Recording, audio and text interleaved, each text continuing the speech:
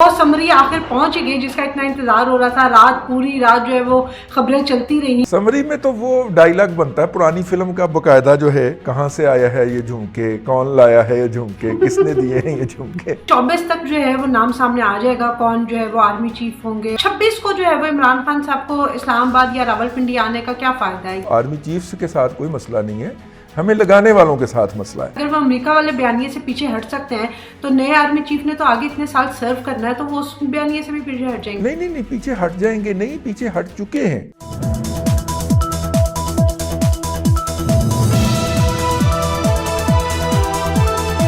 अस्सलाम वालेकुम नाज़रीन, प्रोग्राम बात से बात के साथ मैं हूं आपकी मेज़बान अफीफ़ा रॉ और मेरे साथ मौजूद है सीनियर तज्ज़ियाकार रिजवान रज़ी साहब। अस्सलाम वालेकुम सर। जी वालेकुम अस्सलाम, क्या हाल है अफीफ़ा आपके? मैं ठीक हूँ सर, और आखिरकार वो दिन आ ही गया, वो समरी आ ही गई जिसका इतना बेचैनी से लेकिन इंतज़ार हो रहा था। इससे पहले एक बात हम कर ले।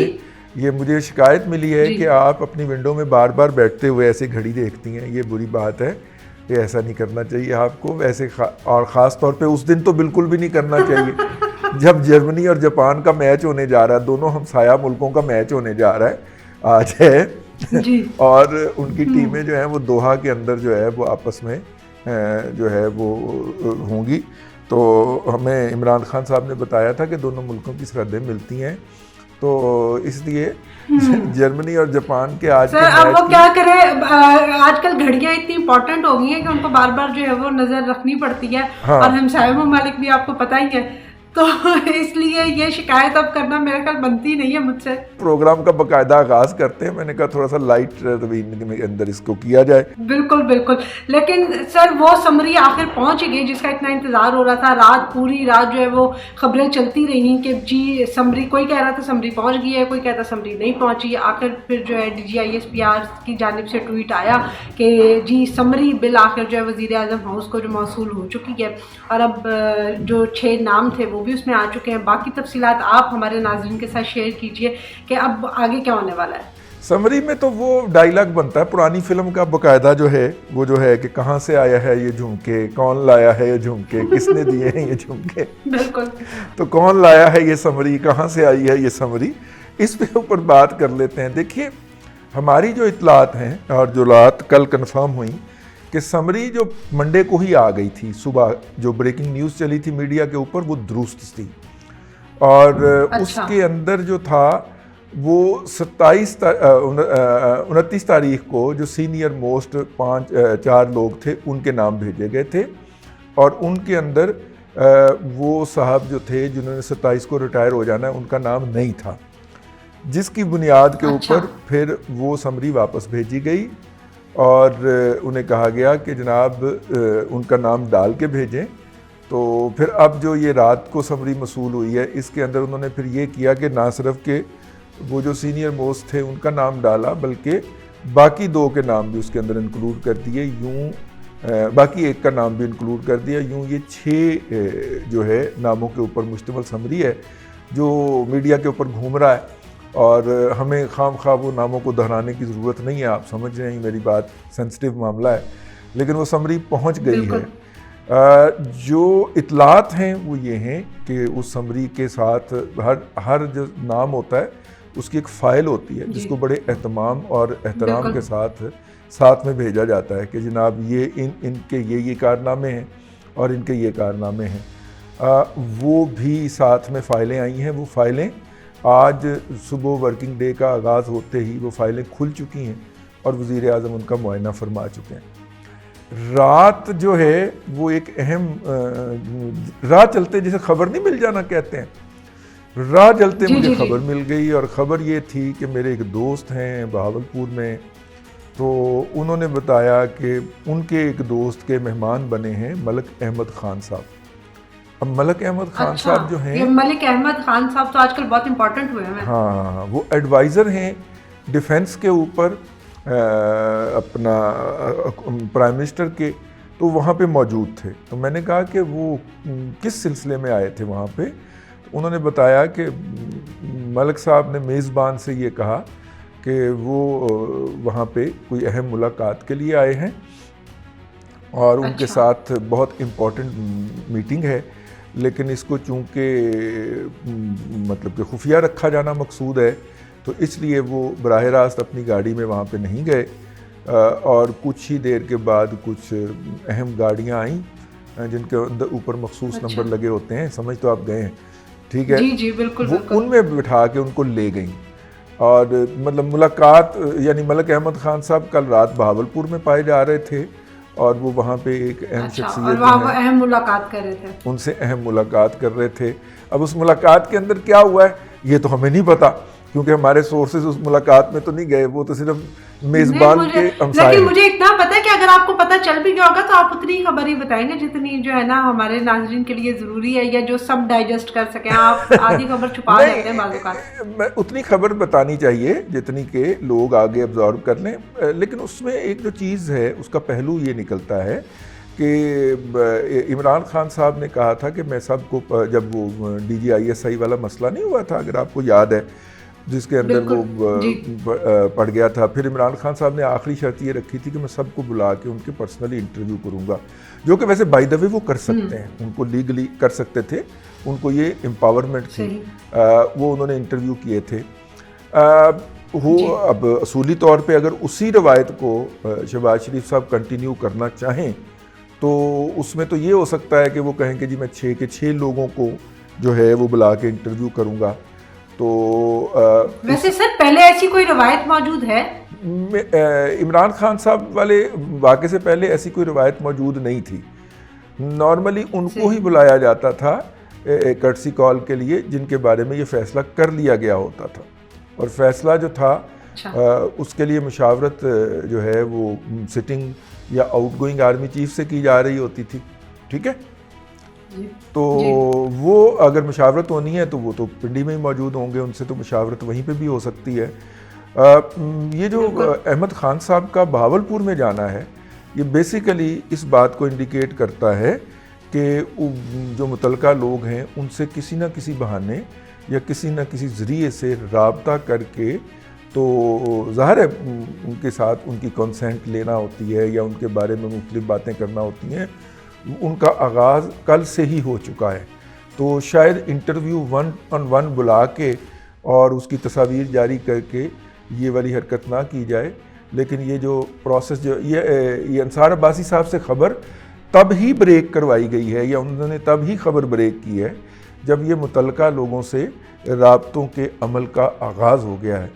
तो मैं बड़ा मोहतात रहते हुए इस पर गुफ्तगू कर रहा हूँ, आप भी मोहतात रहिएगा, ठीक है? हाँ सर, ये इन्हीं राब्तों की वजह से ही तो शहबाज शरीफ साहब को ये नौबत तो नहीं आ गई कि उनको अपना दौरा जो है वो मुलतवी करना पड़ा तुर्की का? नहीं, वो उन्होंने क्लैरिफाई कर दिया है कि दौरा मुलतवी नहीं हुआ, वो जा रहे हैं। और उन्होंने जाना है 24 की शाम को। तो इसका मतलब ये है, हमारे पास जो इतलात हैं और खदशात और इतलात दोनों मिक्स करके, कि हो सकता है कि 24 की शाम को वो ये अनाउंसमेंट करके जाए, ठीक है? अच्छा, तो इसलिए वो वहाँ पे जा रहे हैं। और तुर्की भी, मैंने कल भी कहा, तो सर अगर आपके खदशात और आपकी इतलात को जो है वो बेस बना के सिचुएशन को देखा जाए, तो उसमें यह है कि 24 तक जो है वो नाम सामने आ जाएगा, कौन जो है वो आर्मी चीफ होंगे और आगे चीज़ें किस तरह से चलेंगी, सिचुएशन काफ़ी हद तक वाज़ेह हो जाएगी। तो उसके बाद 26 को जो है वो इमरान खान साहब को इस्लामाबाद या रावलपिंडी आने का क्या फ़ायदा है, ये सारा जलसा करने का या धरना करने का? सारी सिचुएशन तो सामने आ चुकी होगी। हाँ, सिचुएशन वाज़ेह हो चुकी होगी। देखिए, इमरान खान साहब ने आज से 4 रोज़ पहले जो तकरीर की थी, अगर आप उस तकरीर का कंटेंट एनालिसिस करें तो उसके अंदर उनके मुखातब जो थे वो आने वाले चीफ थे, वो जो भी होंगे, और उन्होंने उनके सामने अपना मतलब के जो नुक्ता नज़र था वो उनको मुखातब करके तो अपना नुक्ता नज़र दे रहे थे। अब मेरी बात समझ रहे हैं ना? उन्होंने सर, लेकिन उनको मुखातिब करके वो जो भी नुक्ता नजर दें, अगर वो अमेरिका वाले बयानिए से पीछे हट सकते हैं तो नए आर्मी चीफ ने तो आगे इतने साल सर्व करना है, तो वो उस बयानिए से भी पीछे हट जाएंगे। जी बिल्कुल, वो उससे पीछे नहीं पीछे हट जाएंगे, नहीं पीछे हट चुके हैं। कल अगर आपने फवाद चौधरी साहब की प्रेस कॉन्फ्रेंस सुनी हो तो उन्होंने कहा कि नया आर्मी चीफ तो बहुत ही कॉम्पिटेंट आदमी होगा, जो भी होगा, और इस लेवल तक पहुंचते हैं जो। वैसे फवाद चौधरी साहब तो पिछले काफी दिनों से इसी तरह की बात कर रहे हैं, लेकिन इमरान खान साहब का भी कोई ना कोई स्टेटमेंट तब तक आ ही जाएगा। हाँ आ जाएगा, लेकिन वो किसी न किसी जर्नलिस्टों के टोले से मिल लेंगे, जर्नलिस्टों के ग्रुप से मिल लेंगे और वो बाहर आके ट्वीट कर देंगे या उनके टीवी चैनल्स के ऊपर टिकर चल जाएंगे। लेकिन फवाद चौधरी साहब जो हैं वो इस वक्त सही मानों में इमरान खान साहब की नुमाइंदगी करते हुए पाए जा रहे हैं, और जब बाज़ मामलात पे उन्होंने देखा कि वो ख़ुद को माजूर पाते हैं नुमाइंदगी करने में, तो उन्होंने कहा कि जी मुझे कोरोना हो गया है। लेकिन कल वो कोरोना से निकल के आ भी गए और उन्होंने आगे प्रेस कॉन्फ्रेंस भी कर दी, और उसके अंदर उन्होंने कहा कि जनाब हमें जो है वो आर्मी चीफ्स के साथ कोई मसला नहीं है, हमें लगाने वालों के साथ मसला है। और लगाने वाले जो हैं वो अगर अब उसका जो वो फिक्रा जो उन्होंने नहीं कहा वो मैं आपसे कह रहा हूँ कि अगर लगाने वाले हमारे साथ इंगेज कर लेते हैं तो फिर ये मसला भी नहीं है। और लगाने वाले इंगेज किस शर्त पे करेंगे कि जनाब इलेक्शन आप कब करवाएंगे, जल्दी उसकी तारीख दे दें, मार्च में इलेक्शन करवा दें, ठीक है।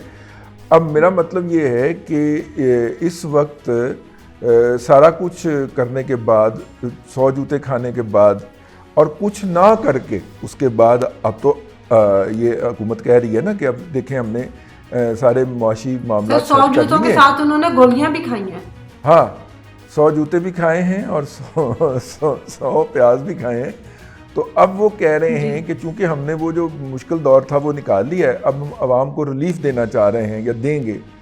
तो ऐसी सूरत के अंदर वो तो नहीं जाना चाहेंगे, वो तो चाहेंगे कि कुछ 4 दिन लोगों को वो माजी की जो मुश्किलात हैं वो भुलाई जा सकें,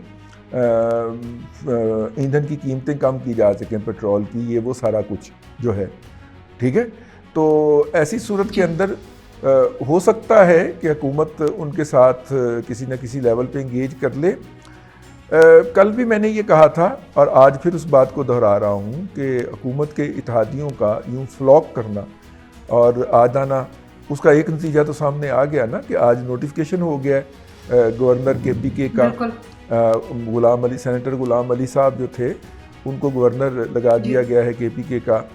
तो ज़ाहिर है कि वहाँ पे PTI की हुकूमत है और JUI जो है वो PTI के साथ बहुत ज़्यादा उनकी राइवलरी है। और पहले JUI ने वहाँ पे पेशावर के मेयर का इलेक्शन भी जीता है और अब उन्होंने अपना गवर्नर भी लगा लिया है। ANP को कैसे साथ रखा जाएगा या कैसे साथ रखा जाता है ये बात की बात है, लेकिन रखा तो जाएगा। एक तो ये बात हमारे मद्देनज़र रहनी चाहिए कि वो PDM के अंदर इख्तलाफात का बायस भी हो सकता है, इस पूरे अमल में इख्तलाफात का बायस भी हो सकता है गवर्नर लगने के अमल में। लेकिन गवर्नर की KPK के अंदर बड़ी ख़ास अहमियत होती है बिकॉज ऑफ अफ़गानिस्तान। तो अब वहाँ पे भी जो है वो नए गवर्नर आए हैं, तो देखिए वो क्या होता है। एक तो ये बात होगी, ये साथ गवर्नरशिप जो है वो बड़ी एक एडमिनिस्ट्रेटिव पोस्ट है। अब सिंध में भी जो है ये PDM के गवर्नर और फिर उसके बाद पंजाब में हमने देखा मुस्लिम लीग नून के गवर्नर और फिर अब ये KPK में भी। तो फिर इसका मतलब ये है कि चीज़ें जो है वो काफ़ी हद तक, तो अब हम सिर्फ ये नहीं कह सकते कि वफाक की जो है वो 27 किलोमीटर या 23 किलोमीटर के अंदर हुकूमत है, तो एडमिनिस्ट्रेटिवली तो उनके पास काफ़ी पावर्स आ चुकी हैं। हाँ, लेकिन 18वीं तरमीम के बाद सूबाई हुकूमतों की पावर्स बहुत ज़्यादा है ना, तो इसलिए हम ये भी नहीं कह सकते कि सूबाई हुकूमत के मुकामी मामलात के अंदर जो है वो वफाक कोई मौसर किरदार अदा कर सकता है। हाँ, वफाक जो है वो पैसे फराहम कर सकता है या रोक सकता है, अगर इसको यूँ देख लें तो फंड्स की सप्लाई उसके ज़िम्मे है, लेकिन परफॉर्मेंस जो है वो सूबाई हुकूमत नहीं देनी होती है। देखिए, एक और इशू जो बड़ा अहम है वो ये है कि इस वक्त पाकिस्तान की तमाम शुगर मिल्स जो हैं वो हुकूमत के साथ मुज़ाकरात कर रही हैं और वो कह रहे हैं कि जनाब अगर आपने हमें अदायगी नहीं की, हमें शुगर एक्सपोर्ट करने की इजाज़त नहीं दी तो पाकिस्तान के अंदर जो है वो हम क्रशिंग सीज़न का आगाज़ नहीं करेंगे। तकरीबन 10 लाख एकड़ के ऊपर गन्ना लगा हुआ है। वो फार्मर उनमें से बेशतर बेचारे जो है, कुछ तो है वो तो सैलाब की नज़र हो गया ना, लेकिन जो बच गया है उन्होंने शुगर मिलों को सप्लाई करना है और अगर मिल नहीं चलती तो हर गुजरते दिन के साथ उनका जो उसके अंदर वज़न है वो कम होता जाता है, गन्ना सूखता जाएगा। तो 25 नवंबर जो है वो तारीख़ है।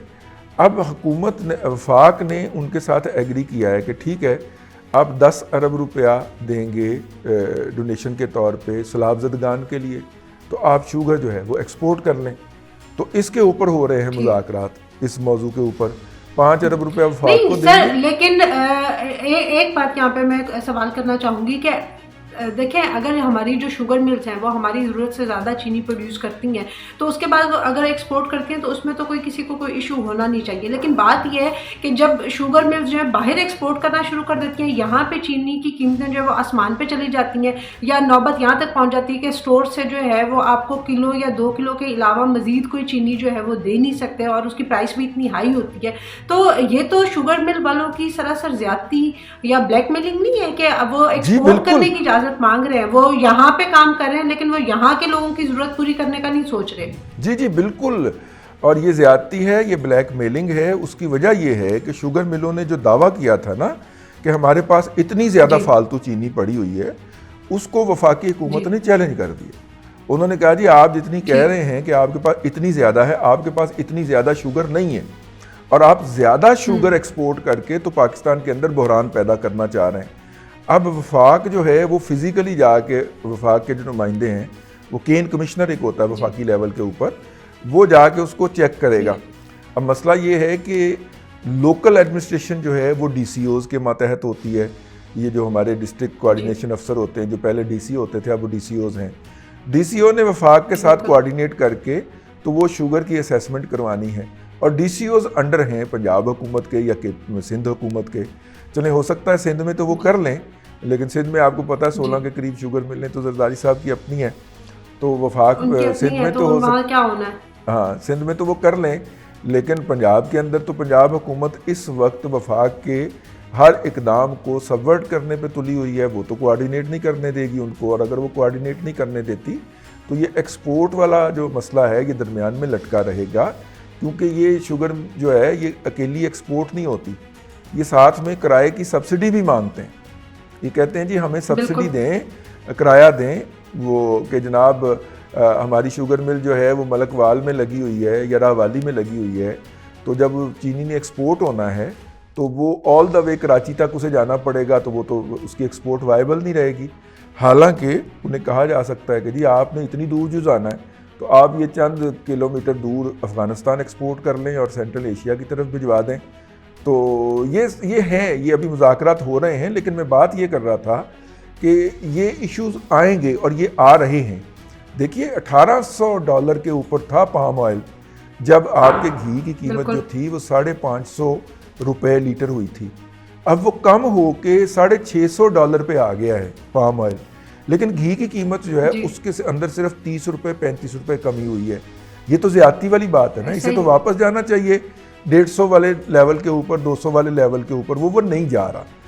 और इसके अंदर पंजाब आपकी इसी बात को अगर मैं लेकर के आगे चलूं, जिस तरह से आप ये कह रहे थे कि जी मुस्लिम लीग नून की या PDM की ये कोशिश है कि पहले वो हालात बेहतर करें उसके बाद इलेक्शन की जानिब जाएं, तो ये तो इन लोगों के पास बहुत अच्छा मौका है कि वो चीज़ों की कीमतों को नीचे लेके आएँ, जो कि शायद पाकिस्तान की तारीख में बड़ी मुश्किल से ये काम होता है। तो अगर वो चीज़ों की कीमतें नीचे लेके आते हैं, थोड़ी थोड़ी चीज़ों में भी अगर लोगों को रिलीफ देना शुरू करते हैं, तो वो लोगों के लिए एक बहुत बड़ा रिलीफ हो सकता है। तो इस सारे मैकेनिज्म को जो है वो दोबारा बनाने की कोशिश क्यों नहीं की जाती? सिर्फ डॉलर को ऊपर नीचे करके या तेल की प्राइस को ऊपर नीचे करके जो है वो हम क्यों अपनी इकोनॉमी को मजबूत दिखाने की कोशिश करते हैं? देखिए, महंगाई को कंट्रोल करना जो है वो सूबाई मामला है और इंतजामी मामला है जी। और सूबे के इंतजामी मामलात के अंदर वफाक जो है 18वीं तरमीम के बाद इंटरफेयर नहीं कर सकता। वो सिर्फ सूबे को याद दहानी करवा सकता है कि देखिए आपके यहाँ नर्ख बहुत हाई हो गए हैं, आप इनके ऊपर कंट्रोल करें।